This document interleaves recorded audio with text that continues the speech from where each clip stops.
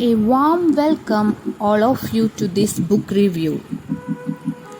Education is a social process. Education is growth. Education is not a preparation for life, but is life itself. By John Dewey. You know, John Dewey is a great educational thinker. Here I make a review about his book Democracy and Education. He was an American philosopher, psychologist, and educational reformer whose ideas have been influential in education and social reform. He was one of the most prominent American scholars in the first half of the 20th century. The overriding theme of Dewey's works was his profound belief in democracy, be it in politics, education, or communication and journalism. In 1916, John Dewey wrote a powerful book which was written within the framework of how education was fulfill the needs of society.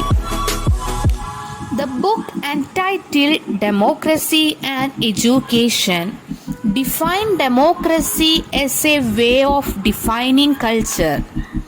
Dewey viewed democracy as a way of government that allows for the members of society to enjoy freedom in a well-organized civilization. According to John Dewey, the object and reward of learning is continued capacity for growth. However, in order that all people may be allowed the opportunity to expand their capacities for growth, they would have to live in a democratic society. Dewey believed that mass education, at least in terms of this definition of education, can take place only in societies where there is mutuality and there is adequate provision for the reconstruction of social habits and institutions by means of wide stimulation arising from equitably distributed interests. Democracy is not only about extending voting rights, a big issue in 1960, but also equipping citizens with the ability to take on the responsibility to make informed, intelligent choices and decisions leading to the public good. He believed that democracy is not just a political system but an ethical ideal with active informed participation by citizens. Established beliefs and theories should be critically questioned and revised in the light of developments pragmatically evolving to meet the needs of changing times. If democracy is to work, it required informed, knowledgeable and wise citizens, and therefore education is a moral purpose. Classroom teachers and schools have a responsibility to nurture character as well as teach knowledge and skills.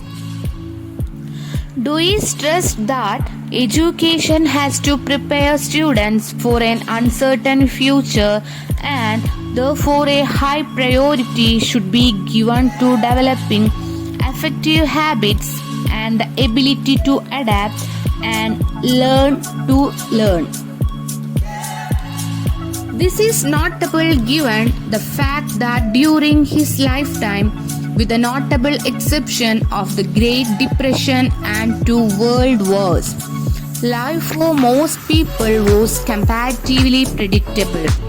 Industrialization and mass production mean many people had a job for life, and emphasis in education was on preparing individuals for their respective roles in a fairly predictable workplace.